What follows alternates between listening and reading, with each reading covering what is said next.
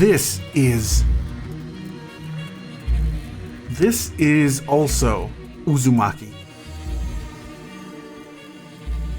If you haven't heard by now, well, here's the backstory. Adult Swim dropped this money-ass trailer for an adaptation of Junji Ito's Uzumaki nearly half a decade ago. It was one of the things that gave me the will to live. Finally, after years, episode 1 drops. It's everything and more any fan of Junji Ito would shed a tear. And then episode 2 drops. At the time, I really was just in shock. I honestly wasn't expecting this. I wasn't sad, but the drop in quality really was just jarring. It was almost kind of funny. I was curious though what had happened. I had searched through interviews of Junji Ito. I can see that Uzumaki was announced as being animated by the studio called Drive, creators of no anime I had ever heard of. Later on, they would eventually state that Drive and Akatsuki would animate it. And then by the time the show premiered, Drive's name had been excluded from the credits. I'm not gonna say much, only that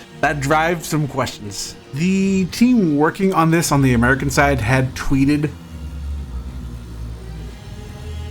looking through the credits we see Hiroshi Nagahama had directed, storyboarded, and animated episode 1. In the later episodes, he's only cited as the storyboard artist, and by the final episode, his name had been completely omitted. But him working on this initially makes sense when you look at some of his other works. Flowers of Evil. And the one thing that sticks out to me is how he animated this. When we come back and look at Uzumaki Onward, what had changed? And I'm gonna put it this way. It's the movement. This is traditional animation. It's typically done through storyboards, then animatics, and eventually worked out in the keyframes and working out the in-betweens to get to those keyframes. This way of animating typically focuses on creating these meticulously designed moments, artist and gesture drawings to get to these striking poses almost. Really perfect for converting something like comics and manga to the screen. But that's not how the first episode of Uzumaki was animated. This is an animation technique called rotoscoping.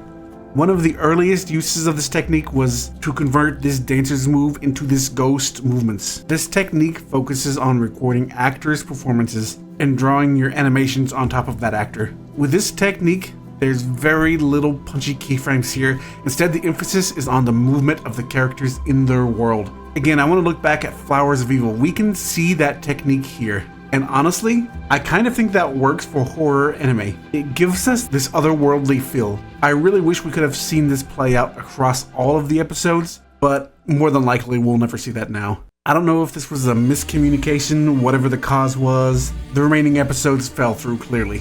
In reality, this is a story all about expectations. We were delivered this beautiful anime trailer years ago. After further rewatches, I bought the Blu-ray, I got the vinyl. The artwork for this is really amazing. I just found myself really submerged in this story I loved. Taking the anime as a whole, I still think this is really one of the best translations of Junji Ito's work by miles. And I'm not gonna lie, the soundtrack and the sound design do a lot of the heavy lifting here.